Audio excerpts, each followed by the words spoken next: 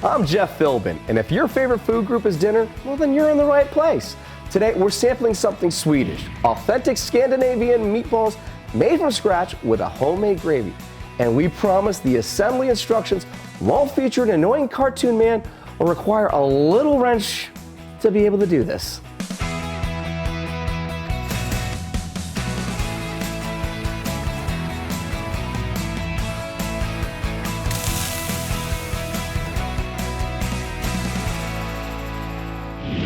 Joining me in the Dinner DeeAs kitchen is a real-life Swedish chef and looks like nothing like what the Muppets said, with that bow tie, the mustache, the big hat, because this is the real deal, my friends. This is Chef Ebby Volmar, a Michelin star chef with restaurants in Malmo, Sweden, and Tampa, Florida.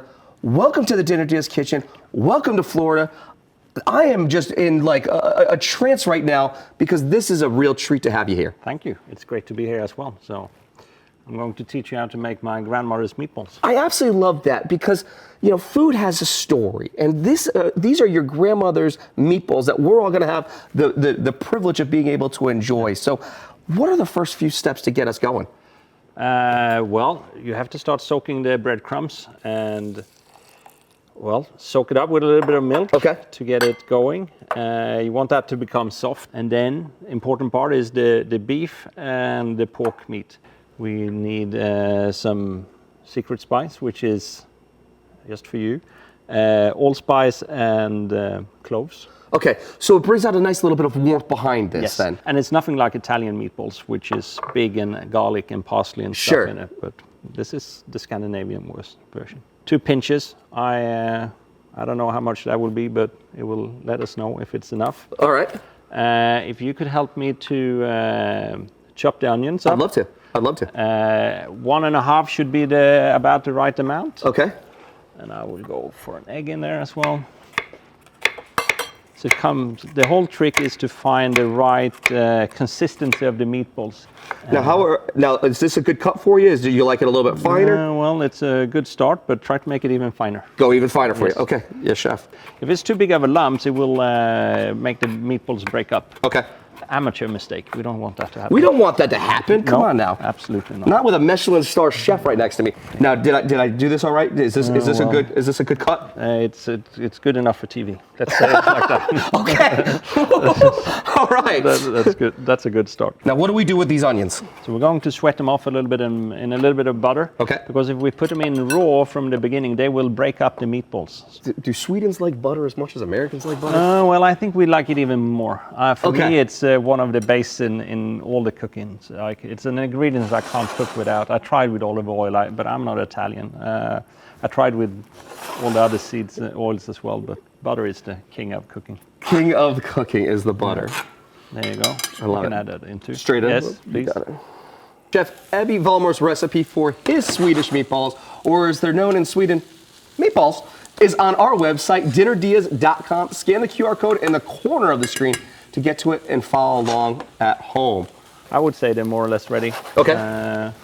Go like this. Sure. Also, a big difference from Scandinavian meatballs to the Italian or the American ones. Mm-hmm. We like them small. You like them small? So you can get many. Okay. So we could do that. Yeah, we will have you make them. Okay. I take a coffee and... That's exactly it. Then I'm going to put the gloves on too then. Yeah, fantastic. Let's get going with these bad boys then. And you want I would say this would come out pretty perfect, but we haven't mixed it through yet, but that's... Well, it's all of the chopping that I did earlier. Yeah, I mean, the onion is really, the size of the onion is really making the difference here. It's like, now, my grandmother always forced me to pan fry a small piece on the side just to see it sticks together and taste it and see the seasoning is right. Yes, yes. Absolutely. I'm making one for you as well. Oh, thank you. We just use it there. See how that comes out. You spend so much time making them nice and small, and then they come out tasting less than you want to. Yes. This is a good time and it's fairly easy to adjust the seasoning at this time as well. Well, now we have the first one going. Wonderful. Just to see how It's a little bit too warm to. Are you? Well, I'm going for the smells because of everything that you were tasting about. So me, pinch more salt. Mm-hmm. What do you think? I think that you're right on the mark. All right, that's good. All right. Now this comes the fun part. Now we get to go into the forming part of it all. Absolutely. What was that experience like with your grandmother and seeing her using her hands? Because food is so incredible that you get to use every bit of your heart, your body to come through in a dish. Absolutely, and the big thing is I'm coming from a restaurant family. So our first restaurant, I think we opened 1948. I wasn't taught by cooking in a home kitchen. My grandmother taught me at the restaurant. We never cooked 5 portions or 10 portions. We cooked 110 portions all the time. Yeah. Little trick on the tray, put a little bit of water. That makes the meatballs doesn't stick. Okay. It will cook off anyway later on. Make them like that. If they're any bigger, Is this about good? As close to perfect as it can be. Oh, thank you, Chef. When we come back, we'll be cooking up our Michelin star-worthy meatballs. Plus, Chef Ebby shows us how he makes a great gravy ahead on Dinner DeeAs.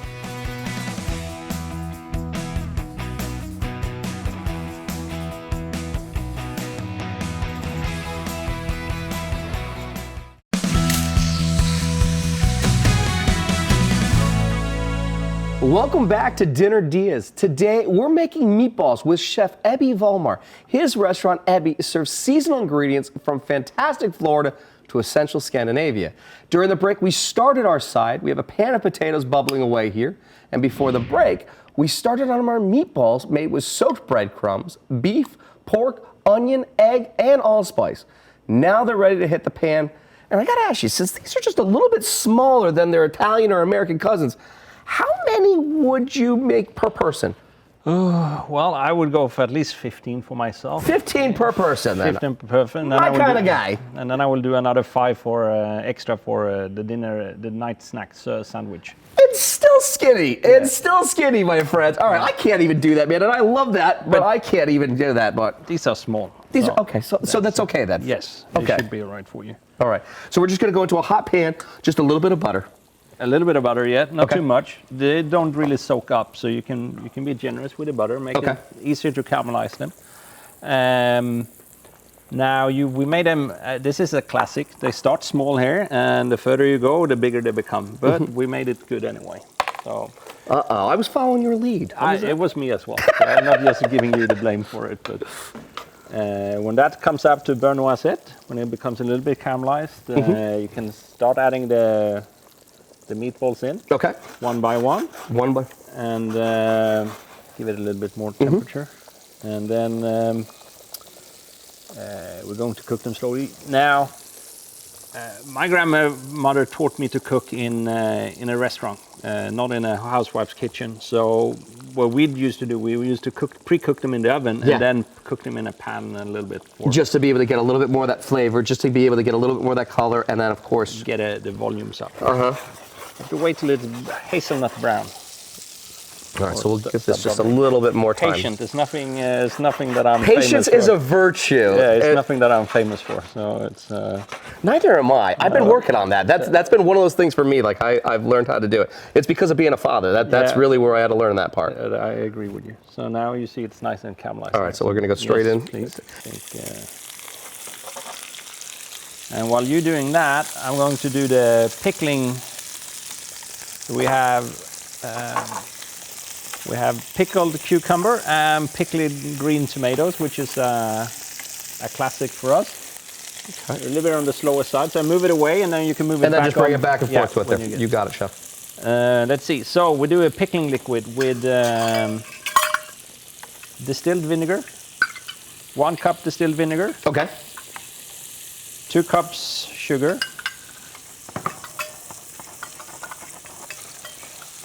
And then 3 cups water. So it's called 1-2-3 pickling. And it's I'm doing 2.5 because I like it a little bit more tangy. Basically, just bring it together and pour it over. And leave it to sit for 40 minutes. We don't have time to wait for that today, but that's basically what you do. Okay. It's just leave it to sit. But it's not overnight. It's just a simple, quick pickle. Yes, they last overnight as well. So Sure. this will last for weeks. Now the next trick will be the cranberries. You don't have to worry about, keep on putting them in. Just go, keep going. All right, And, I'm going to go all in then. Because I need 15, you need 15. So we need at least a 30 right there. Plus we got sandwiches for later. Yes, absolutely. So we got to get ready You do for the full it. tray. All right. So, lingonberry compote is what we will use in Sweden. I got cranberries instead. Fairly the same tartness, more or less the same kind of ingredients. Are there some ingredients that you miss now that you're here in Tampa that you just can't get from some of the global stops that you've been on? And be honest, Salted licorice. salted licorice. Yeah, I can get some at the Swedish furniture company down the road. But Okay. other than that, I would say licorice is my weakness, kind of thing. That's the one. But yeah, and then I would put about a cup of sugar in there as well, together with the with the cranberries. Okay. I don't want them too sweet. We're grown-ups. We don't want it to be Yeah. on the sweeter side, so I want the tartness in them there. And then you can do this overnight as well. Look, they're coming out perfect. You see? Wonderful. Lovely color. You're hired. We can do them. I'll come Yeah. back around and just see what's going on with these ones here and make a little flip. Can't little really flip. mess it up from here. Cranberry. You can also put cold pickling them, so you leave them in the sugar and don't worry, they come out nice. The color is perfect. Okay. And I don't want the pale ones. I want the caramelized. You want a nice caramelized. You want a nice little crust. I see Yes. I get your style, Yes. chef. Flavor. It's what we're after. You got it. As always. Let me finish this now, otherwise I get confused. Okay. I won't do it then. So you could leave them overnight in sugar and just lingonberry, and they're self-preserving overnight, and they will last for weeks in there. Now, because we have to try them within an hour, I'm going to speed up the process a little bit and put a little bit of a heat on them. Okay. But that tartness that I'm after, it's there. It's there. A little bit of sweetness. You're a professional. You should figuring this as a profession. Well, I want to be alongside you. And I mean, like at the end of the day, you have a whole chef's dinner that you're bringing in different chefs all over the globe. Yes. To work alongside you too. Yeah, so a couple of times a year, I'm bringing in some of my friends from all over the globe for a very casual dinner. We had one in October where we brought in about 10 chefs with about 27 Michelin stars between them. And we just had a small What a treat is that? I mean, it's like it's a fantastic dinner. It's so fun to work with peers. They're all very good craftsmen and they really make a good dinner, for sure. that's amazing. All right. It seems like you've done this before. Okay. Just That last one right the here. last one there. That last one here, we just kind of see here, and we'll kind of turn that one over. That one needs a little bit of color. And if you smell that nutmeg and allspice in there as well. It really is absolutely fantastic. fantastic. This is a real treat. For Chef Ebby's recipe for these genuine Swedish meatballs, grandmother approved, by the way, head to dinnerdeals.com. Just scan the QR code to get right there. All right. Now, are these up to where we need these? Yeah, that's cranberries? almost there. The sauce is reducing. The potato is there. The pickling will be more or less ready. What's going on with the gravy? It's very simple. It's a beef stock that I reduced. Going to put some cognac in it and some cream. That's it. I worked as a saucier for many years with Ramsay, so that's my passion. Sauce and bread is my two big restaurant passions. If you ask me, many chefs says fish or meat, but for me it's the sauces. Now you can buy. In America you have this beef stock. Reduce it at least 50%. Okay. go with the one without any salt in it, or as little salt as possible. Sure. So this is our beef stock made at the restaurant. You can smell it. It smells amazing. It's John, actually. I can't take the pride for this one. And just put a good amount of cognac in there. No, if you're at home and you wanted to do this, you could use a beef stock, but you're saying reduce it down by half. Yes. Use a low sodium, so that way then you're not going to have so much of a bite behind it that it's going to be too salty. Yep. But you can make a very similar. Absolutely. Okay. And a good cognac is important too. Yes. Okay.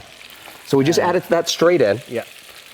Absolutely. And this is my grandmother. This is what we did. We got cognac sauce for our meatballs when I was a little kid. No ketchup or anything like that. No. So to make a good sauce, you just put the right amount of cream to it. So I'm just going to leave it to. And this is a style that you just want to be slowly incorporating that cream in, because you want to be able to have that balance between what's happening within the stock to be able to take on the fats and the cream, correct? Absolutely. No. Okay. Now, what are you tasting right there? Just see where we are. So if it needs any adjustment, it shouldn't. The stock is made properly. Okay. I would go, if anything, I would go for more butter though. It's a little bit on the sharper end. Okay. So I would go more butter rather than cream. And make it a little bit more potent. Just a little bit more. Yeah. Because I'm not going to lie to you. You're getting the liquor. You're getting all of that flavor behind it. It will boil out though. Yeah. But it won't be that dominant later on in the meal. An absolute grown-up gravy, because I can understand. Yeah. No ketchup. No one should have been. That's like should never even be a part of someone's equation at this point. No, absolutely. But that's the meatballs. We give them a couple of more minutes just to heat through, and they will be ready to serve. All right, perfect. Well, our gravy simmers and our meatballs come up to a little bit more of that temperature. We're going to take a quick break. And when we come back, Chef Ebby's hack for making mashed potatoes like he would in the old country. Ahead on Dinner DeeAs.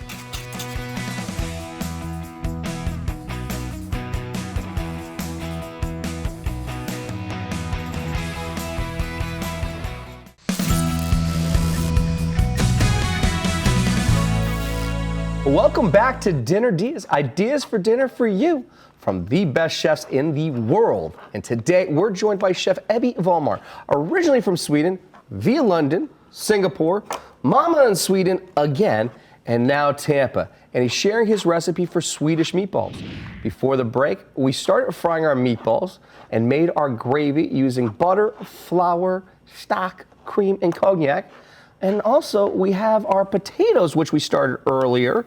And unlike previous mashed potatoes on this show, these aren't being made with the humble masher or even a stand mixer. What are you doing there, Chef? So we're pressing the potato rather than mixing it. The more you mix it, the more starchy, more gluey it becomes. So we just want to break it up in small pieces, and that's what we do with this colander. And then we're just going to implement some cream and butter reduction. Okay. And that's about it. Very simple and clean, and it looks very light and fluffy. So it is super light and fluffy. Add it into the milk and cream. And now you don't want to over mix it, because then it becomes like glue again. So now it's just nice, light and fluffy. And that should be about it. I'm just going to do a small, you want to taste? I would love to. Oh. I think that's all right. Oh yeah. So that's it. There you go. Nice. That's my if meatballs. You want Swedish meatballs for your dinner and get Chef Ebby's recipe on our website, dinnerdeas.com. Just scan the QR code to get there. And when we come back, Chef Ebby and I will be tasting our Swedish meatballs and see if they are utsekt. Utsekt. Yes. Utsekt. Perfect. That's delicious in Swedish. Thanks, Google. Ahead on Dinner DeeAs.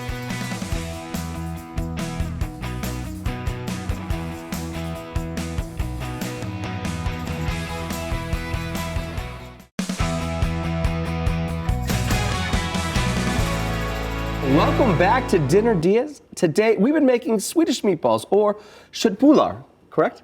Perfect. Spoiler, with the multiple Michelin-starred chef Ebby Volmar, and let's see if we made something our shared mentor, Gordon Ramsay, would find acceptable. Where should we begin? So I will go for meatballs straight away, and I want the sauce fairly thin. Okay. Because it should be a perfume, not a ketchup sauce kind of thing. Okay. Well, I think we did pretty well. Now we'll go for the mash,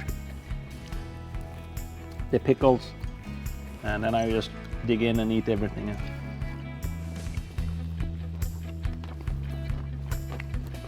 Amazing, really good. This tastes amazing. Now, knowing that this is Grandma's recipe, okay? Yeah. And here we are in America doing this. Does it live up to her standards? I think so, absolutely. I think we got it right with the allspice and cloves. The cranberry really have the tartness I'm looking for. The cucumber is nice and crisp, and the tomato is a nice condiment to it as well. I absolutely love it. This is an absolute incredible experience. Thank you. And I cannot thank you enough for being here. Chef Ebby Volmar, thank you. Thank you, thank you, thank you. A link to his restaurant, Ebby in Tampa, and Volmar's in Malmö, if you're ever in Sweden, is at dinnerdeas.com, along with his recipe from today's show. I'm Jeff Philbin. Thanks for watching, and see you next time with more Dinner Diaz. Thanks for watching Dinner Diaz. And remember, anytime you're hungry for a great dinner idea, just go to dinnerdeas.com. That's dinner, DEEAS.com.